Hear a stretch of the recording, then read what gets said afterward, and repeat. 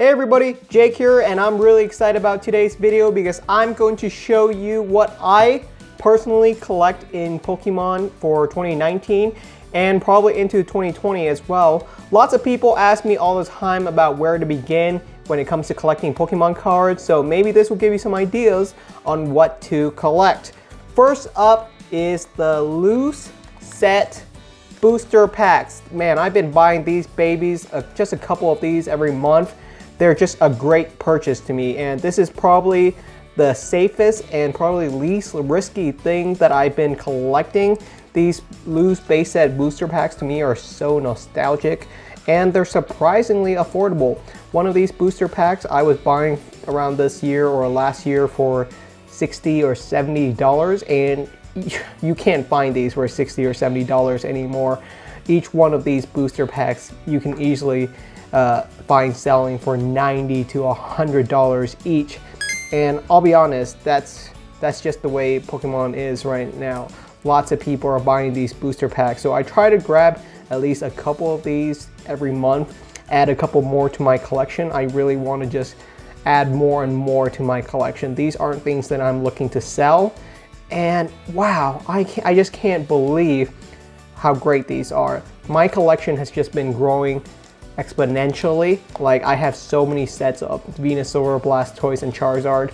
Even in the booster packs, guys, Charizard is by far the most expensive. Each one of these are still surprisingly affordable. You can find these all the time for going $100. $100 is not bad in terms of like a 20-year-old collectible. Surprisingly affordable.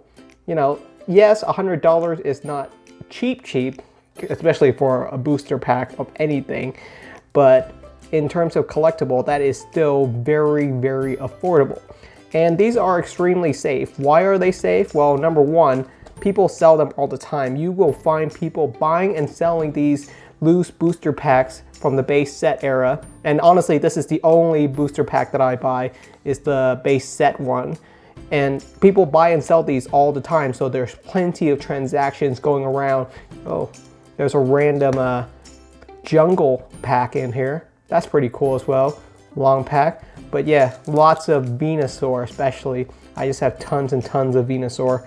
Really great purchase. If you're looking to start out, maybe start by collecting some of these. It's really nice to have a set of these three on display. They look very great on a shelf.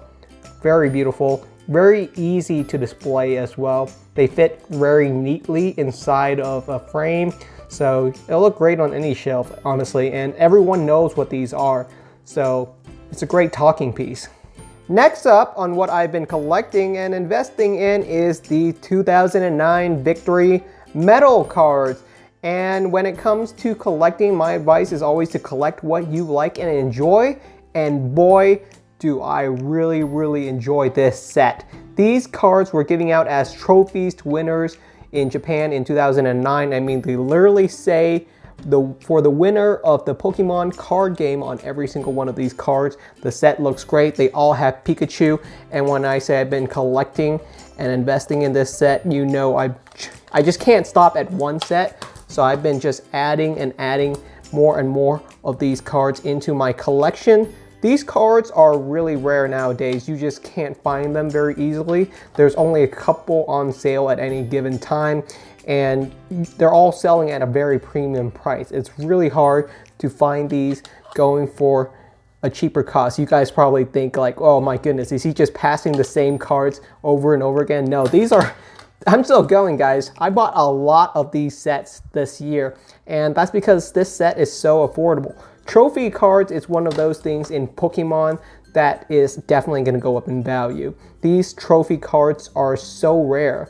You just can't find them that often anymore. They have unique artwork. They look absolutely great. I mean, they all have Pikachu on them. How could I not collect it? Every one of them say winner on it. It just makes me feel great to own these. They look great on any case. I mean, they're literally trophy cards. Really affordable.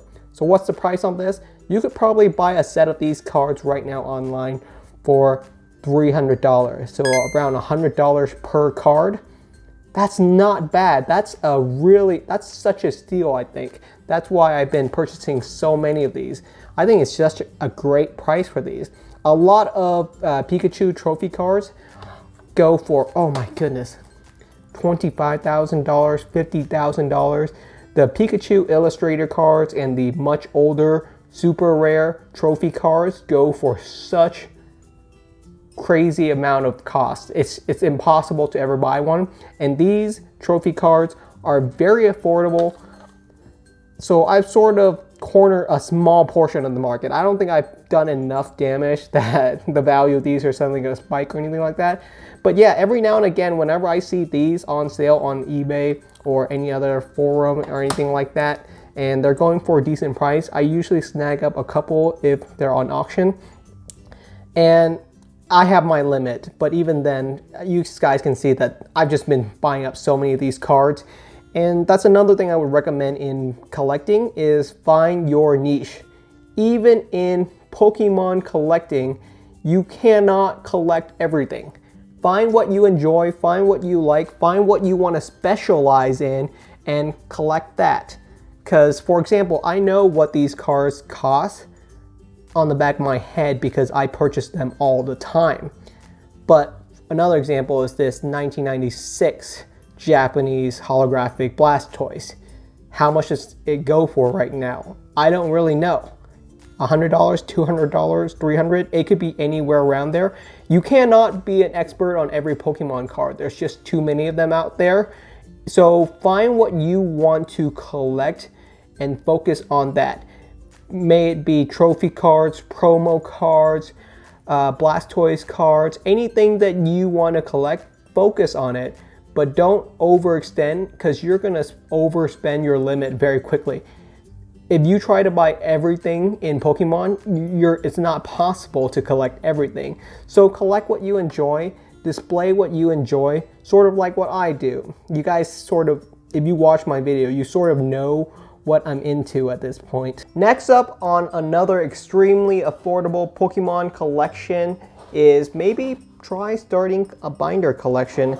This is very common nowadays. A lot of people, I would really recommend they start collecting Pokemon cards. Then this is a great way to start. The original base set. It's a timeless classic. You got so many amazing cards in here.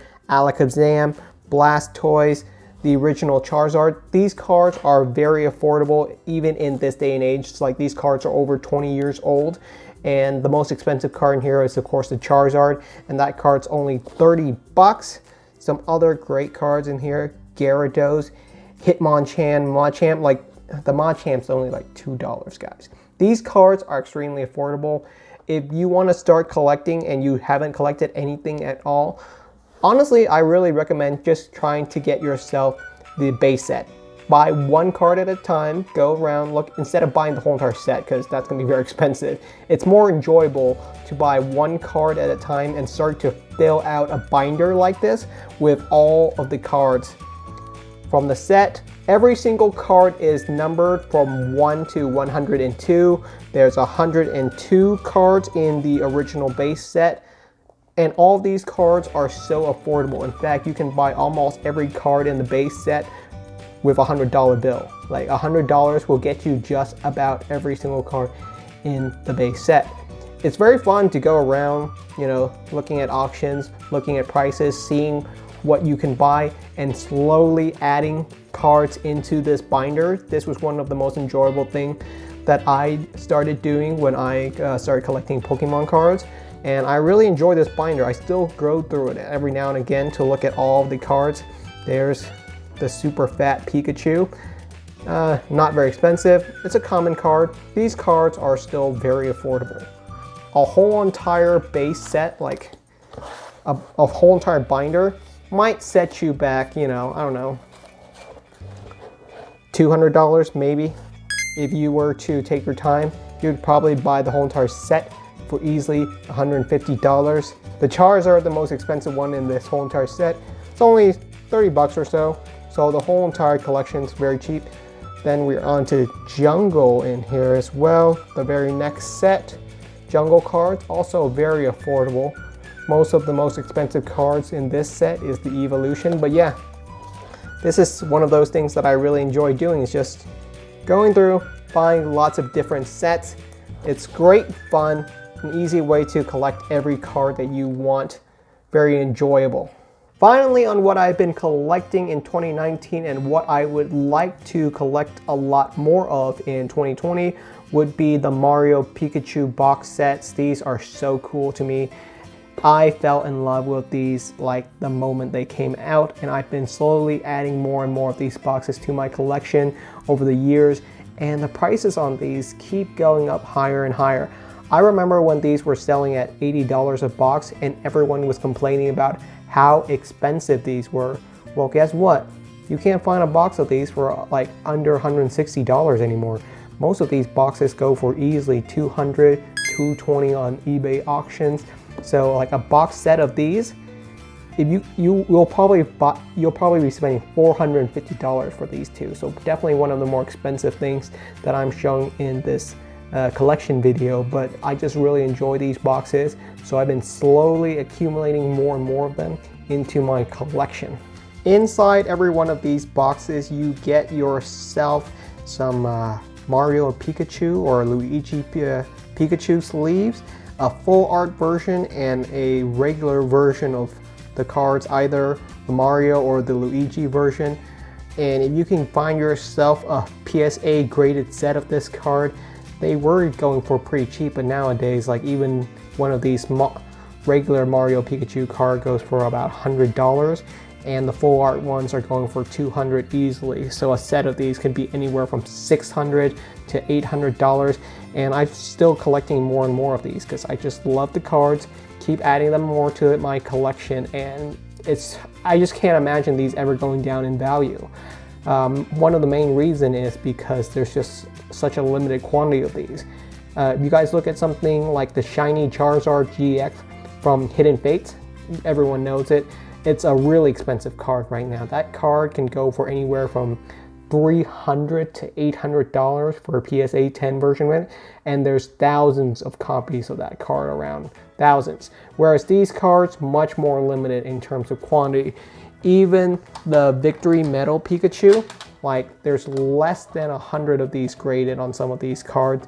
So the population for these, very low compared to something that just keeps on getting more and more of, like the Hidden Fates shiny Charizard GX.